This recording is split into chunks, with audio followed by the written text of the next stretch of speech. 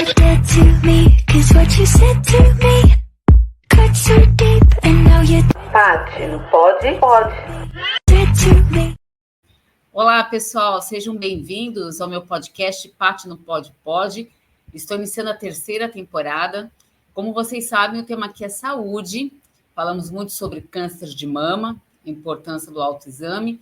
Só que nessa terceira temporada estou abrindo espaço para outros tipos de doenças que muitas vezes não é falado. E hoje eu estou ao lado do Dr. Carlos Miatti, que é cirurgião bucomaxilo. Boa tarde, doutor. Tudo bem? Tudo bem, e você? Tudo bem. Muito obrigada pela sua participação aqui no podcast. Eu que agradeço. Doutor, para a gente dar um start aqui no nosso bate-papo e para quem está assistindo a gente, né, te conhecer melhor, gostaria que você fizesse aí uma breve apresentação e falasse para a gente o que faz um cirurgião bucomaxilo. Então, assim, meu nome é Carlos Alexandre Soares Miatti. Eu sou cirurgião dentista e cirurgião e traumatologista bucomaxilofacial. Então, assim, o que faz um cirurgião bucomaxilofacial? Ele trata todas as enfermidades ou traumas, né, malformações do complexo que vai dessa área aqui, né, que divide a testa com o nariz, até essa região aqui do queixo. Por isso que é buco, de boca, maxilofacial. Maxilofacial, é a parte face. Então, assim, nós temos o crânio. Então, o crânio tem o esqueleto fixo e tem o esqueleto móvel, né? Então, o esqueleto fixo é a parte do crânio mesmo, né? E aí, no crânio envolve a maxila, que é esqueleto fixo. Só que ele faz parte do complexo de boca e respiração, que envolve desde essa área aqui que divide a testa com o nariz até essa área aqui. Então, toda a parte de trauma, então, fraturas, malformações, que é o caso das cirurgias ortognáticas e algumas cirurgias de ATM, e também a parte de infecções ou cistos ou também tumores que podem acometer essa área. Tá? Para a gente entender melhor, doutor, qual que seria a diferença do dentista para o bucomaxilo? Então, o dentista é o profissional, a formação inicial, que cuida de toda a cavidade bucal. É que cavidade bucal é maxila e mandíbula. Então, toda a parte de mastigação, fonação e deglutição. Então, assim, o dentista trata essas áreas. Então, faz diagnóstico, faz alguns tratamentos, e aí o bucomaxilo se especializa em cirurgia destas áreas, porque você acaba fazendo tem outras formações, como residências, como estágios, como fellowships, e também especializações na área. Doutor, há uns 8 anos, mais ou menos atrás, 8, 9 anos, eu tive um problema de ATM. E para eu chegar no diagnóstico de uma disfunção da ATM, eu tive que passar por diversos dentistas, médicos, e ninguém conseguia descobrir o que de fato era, né? Até que eu encontrei um bucomaxilo que falou, não, você tem disfunção da ATM. Por que muitas vezes esse diagnóstico é difícil? Então, é assim, o que acontece? O profissional que cuida dessa parte precisa entender, começando pela fala, pela mordida, pela abertura de boca. Então, tudo isso daí são reflexos da alteração da formação da face. Então, por exemplo, quando você tem uma mordida perfeita, você tem uma abertura de boca de 4,5 a 5,5 centímetros, então 45 milímetros a 55 milímetros. Você tem a simetria da face, então o lado direito ele é simétrico ao lado esquerdo. E quando você encaixa a mordida, ele é um encaixe chamado encaixe classe 1. Então tem todas as intercuspidações dentárias que fazem com que você tenha uma mordida perfeita. Quando os pacientes não têm essa formação ou essa característica física, você passa a ter outros problemas. Então, no teu caso especificamente, você era um paciente retrognata. Então, o teu complexo maxilomandibular ele era para trás. A sua mordida era uma mordida profunda e provavelmente um lado era maior do que o outro. Então, o que acontece? A abertura de boca ela não é tão eficaz, né? Porque ela tinha uma abertura de boca pequena, como você mesma fala, que tem abertura de boca pequena, e a mordida, ela passa a não ser aquela mordida eficaz, com aquela força toda que precisa ter, entendeu? Então, o que acontece? Quando você não tem essa mordida e você não tem esses encaixes dentários, se você for olhar, a sua respiração ela é diferente, a sua abertura de boca ela é diferente, a força da mordida é diferente, a mastigação é diferente e a deglutição também vai ser diferente. E aí, o que é o problema de alteração maxilofacial? Então, por exemplo, o retrognata, que é o paciente que morde com a mandíbula bem menor ou bem aquém do que ela deveria ser. Então, o paciente não abre a boca direito, tem uma dificuldade na abertura da boca, a mordida dele não é uma mordida tão eficaz, e quando você vai respirar, ou quando você vai fazer as suas atividades, você não tem aquela eficiência toda. Então, muitos pacientes passam a ter dificuldade de respiração, dificuldade de fala. E aí, o que acontece? A mandíbula menor do que o normal e a maxila retruída. Então, assim, a sua mordida, em vez dela ser uma mordida nesse ponto, ela passa a ser uma mordida onde ela é chamada de mordida alta. Então, a maxila se projeta em cima da mandíbula e a mandíbula passa a ser como se ela fosse algo escondido. Então, os dentes não aparecem direito. Quando o paciente sorri, não aparecem os dentes de uma forma tão eficaz. E a abertura da boca não é aquela abertura tão boa. Então, ele tem uma dificuldade de morder alguns sanduíches, de morder maçã, de morder as coisas que você precisa abrir mais a boca, que você precisa fazer uma força maior para a mordida. Então, Carlos, mas para mim o diagnóstico foi difícil. Chegarem na conclusão de que eu tinha problema da TM. Então, quais os sintomas que uma pessoa pode desenvolver que leve ao diagnóstico de disfunção da TM? Então a gente começa de trás para frente. Então, por exemplo, o paciente fala assim, olha, eu tenho dificuldade de morder maçã, eu tenho dificuldade de abertura de boca. Quando eu vou fazer um tratamento de dente, o dentista fala que é muito difícil de enxergar o dente lá do fundo, ou eu não consigo ficar com a boca muito tempo aberta, por causa do tratamento, que requer abertura de boca durante pelo menos 1 hora, 1 hora e meia. E você não consegue fazer isso daí. Então, começa com isso daí. Aí começam também outros problemas, dores. Dor de ouvido, dor de cabeça, dor no pescoço, posição na mandíbula, onde o paciente tem a mandíbula mais retruída que a maxila. E alguns, com essa parte aqui do pescoço, ele é sobressalente. Então, tem várias coisas que podem levar a esse diagnóstico, mas normalmente são as dificuldades que cada paciente apresenta. Então, por exemplo, dor na abertura da boca, dificuldade de mordida, e também quando o paciente fala, eu fico muito tempo com a boca aberta, ou a minha boca trava, ou eu travo de um jeito que eu não consigo abrir a boca. Então, tanto pode ser o travamento onde você não abre a boca, como pode ser o travamento onde você abriu a boca e ele travou. E para quem dá aqueles estalos, sabe? Que você põe a mão aqui, você vai abrir a boca, você escuta aquele estalo. Também é sinal de... Também, porque assim, por que tem esse problema? Eu tenho alguns problemas onde o paciente tem a alteração do complexo maxilomandibular. Então, ele tem um problema na forma do maxilar. Então, a mandíbula é retraída, o lado esquerdo é maior do que o lado direito, ou vice-versa. Entendeu? Então, quando ele vai abrir a boca, ele estala, ele mastiga mais de um lado do que do outro, ele percebe que ele morde melhor o lado direito do que com o lado esquerdo. Ou, às vezes, ele range o dente à noite. Por que range o dente? Porque ele não respira durante o sono. Uhum.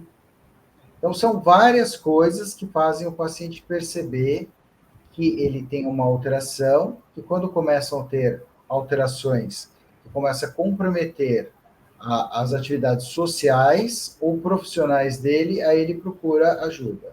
A cirurgia de artroscopia é indicado nesses casos antes da ortognática, que é uma cirurgia mais invasiva, ou já é melhor partir direto para uma cirurgia ortognática, se for o caso? É assim, ó. Quando o paciente tem uma alteração no complexo maxilomandibular, ele tem algumas dificuldades. Então, por exemplo, se ele tem um problema de ATM, porque ele é um paciente retrognata, e tem muita dor de cabeça, dificuldade de abertura de boca, ele tem os terceiros molares girados em 90 graus. Então, a cirurgia de ATM é indicada antes. Agora, eu posso fazer ela conjunta com a cirurgia ortognática? Também posso.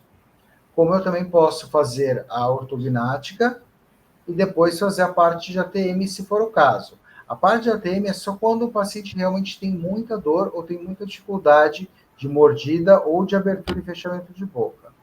Que faixa etária tem mais problemas de ATM? Um adolescente, por exemplo, pode ter esse tipo de problema? Um adolescente pode ter esse tipo de problema. Eu tenho alguns pacientes que são adolescentes, com 15, 14 anos eu tenho. Mas quando que eles notam que ele tem um problema e vem procurar um profissional? Quando ele passa a ter dor ou dificuldade de mordida. Porque essa cirurgia ortognática, assim, é um pouco temerosa, né? Que a gente sabe que o pós-cirúrgico não é fácil. Para quem precisa fazer essa cirurgia, como que seria o pós-cirúrgico?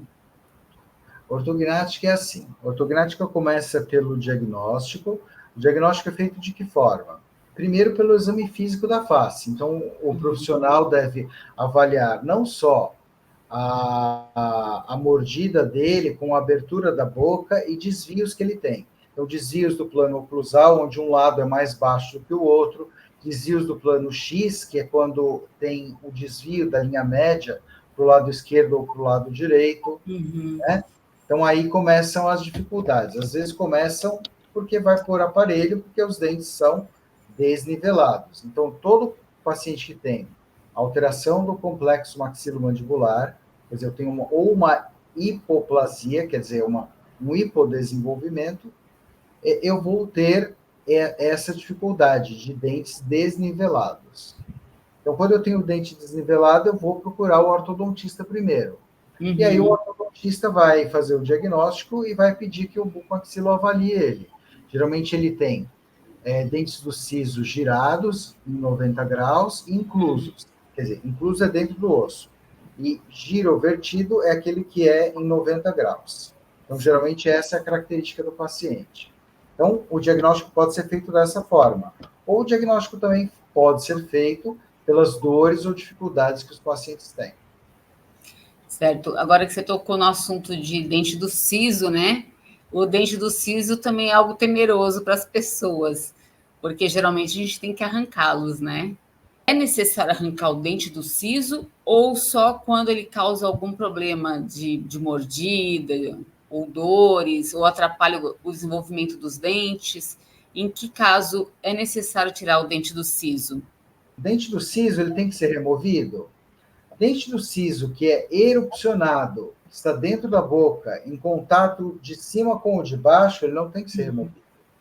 Porque, assim, o dente é qualquer órgão, é como qualquer órgão. Ele é formado para que você possa usá-lo. Ele tem que acompanhar você até o último dia da sua vida. Porque dente você usa para morder, para falar, para comer e para poder engolir melhor os seus alimentos de uma forma que não machuque o estômago. E também manter a altura facial. Você pode ver que os pacientes que perdem os dentes passam a ter problema de oclusão, passam a ter problema aqui no canto da boca, passam a ter dores de cabeça, porque o complexo maxilomandibular fica mais baixo. Então, o dente foi feito para ser feito, para ficar na boca. Ele não é indicado remover. Quando que eu removo o dente? Quando ele é incluso, porque o dente incluso mostra que você tem uma hipoplasia ou uma atresia da maxila ou da mandíbula. Então, quer dizer, aquele órgão ele não é totalmente desenvolvido, tanto é que o último dente acabou ficando dentro do osso. Acontece quando a hipoplasia ou o hipodesenvolvimento é grande, que até os dentes caninos ficam dentro do complexo maxilomandibular. Então, você vai ver dente canino, um paciente que tem palato atrésico, céu da boca atrésico, e o dente canino é lá no nariz, está na base do nariz. E aí ele não tem espaço para erupcionar. Então, esses dentes, que são os dentes inclusos, eles têm a indicação de serem removidos. Por quê? Porque se eles não forem removidos, a gente não consegue fazer o nivelamento e o alinhamento dos dentes, para poder morder melhor. Eu nunca entendi para que serve o dente do siso. Na verdade, é o terceiro molar que todo mundo tem. Uhum. Algumas pessoas passam a não ter. Tem pacientes que às vezes têm os superiores e não têm os inferiores. Ou o contrário, tem os inferiores e não tem os superiores. Ou tem os do lado esquerdo e não tem os do lado direito. É um dente muitas vezes que ele tem é um molar, então ele tem uma capacidade mastigatória importante. Então a gente não remove ele porque a gente quer.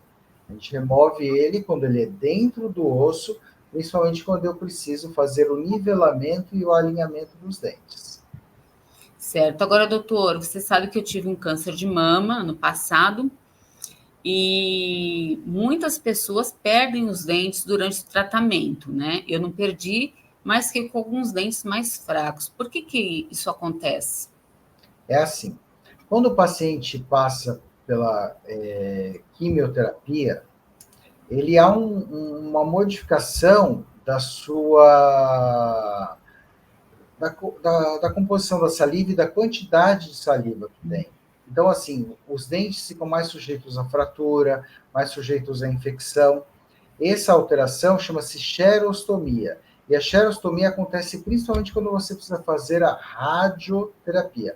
Radioterapia com xerostomia é uma coisa assim que vai precisar de radioterapia, vai acontecer de você diminuir a saliva. Chama-se xerostomia, essa característica. Então não seria nem por causa da quimioterapia? Pode acontecer por causa da quimio, mas a rádio é mais comum. Quando a quimioterapia e a radioterapia são instituídas no paciente, eles matam tanto as células doentes como as células boas também. Então, ele tem uma alteração em todo o complexo do corpo dele. E o complexo maxilomandibular não fica atrás. Ele começa a perder estrutura de osso, estrutura de dente. Dente, por exemplo, alguns dentes, se você curetar, sabe aquelas curetinhas de dentista clínico? Sim. Que é para ver cárie? Você consegue tirar o dente como se fosse fica com consistência de mousse, sabe aquela coisa molinha? Uhum. Ele vai saindo estrutura, porque ele perde estrutura, ele perde toda aquela parte mineral, ele vai perder, ele fica só com a parte orgânica.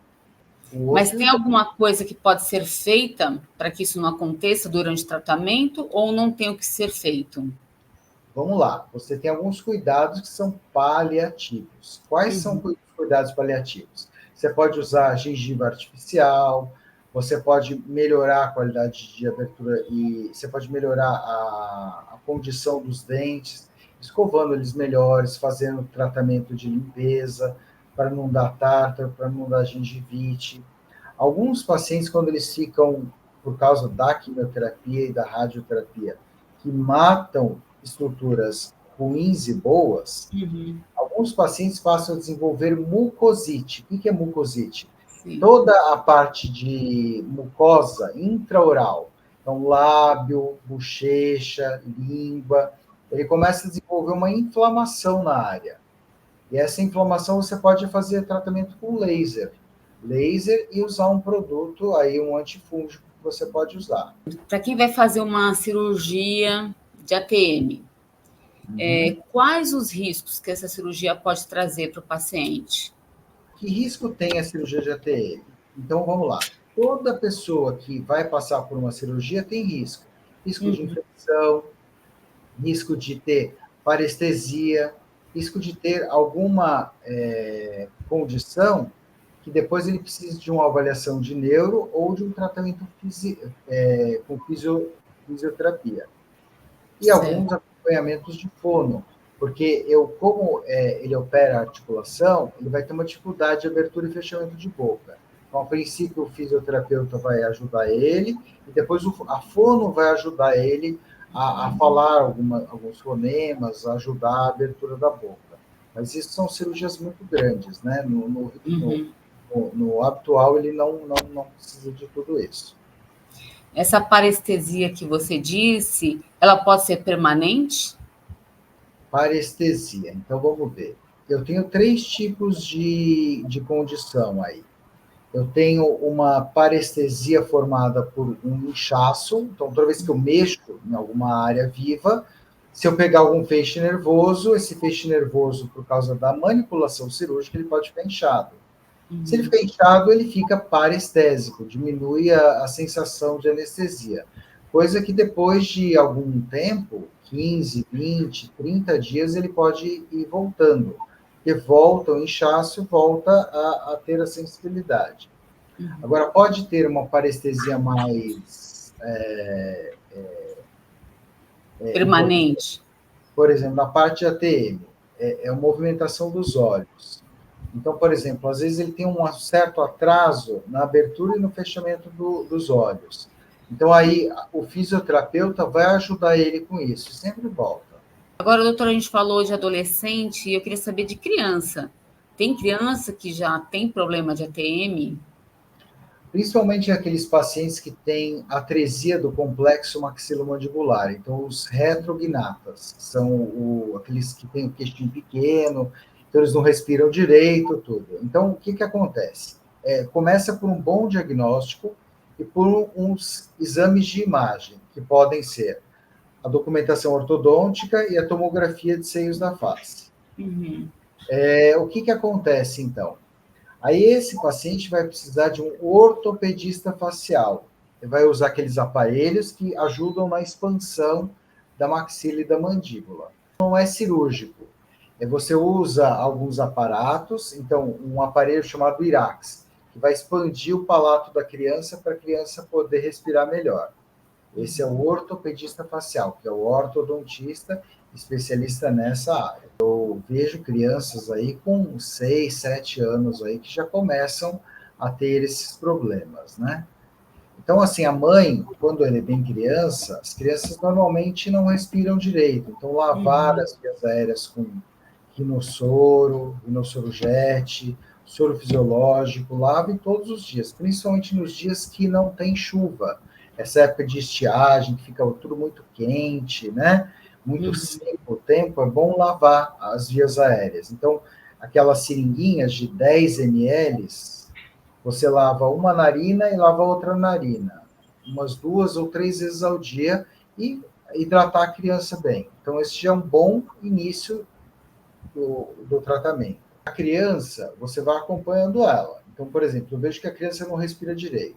Eu vejo que a criança está sempre resfriada, sempre com sinusite, com rinite, não respira direito, está sempre com febre.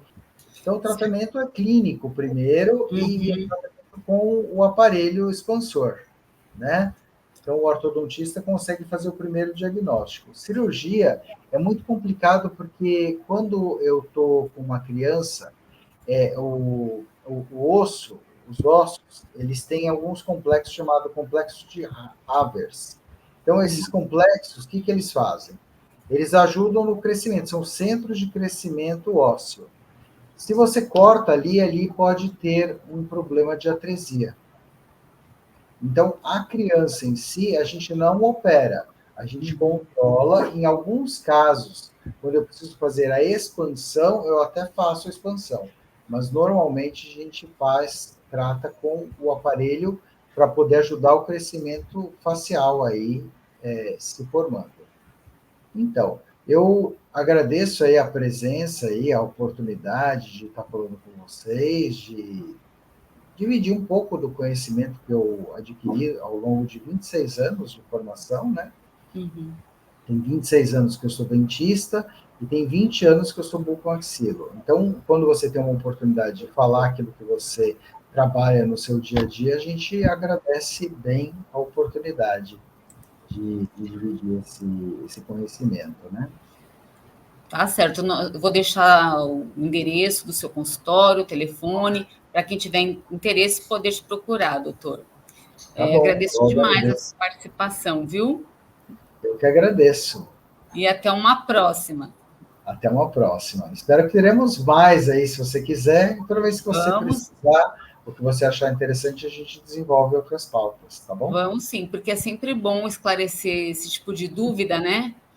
Ainda mais relacionado aos dentes, que os dentes são muito importantes na vida de qualquer pessoa.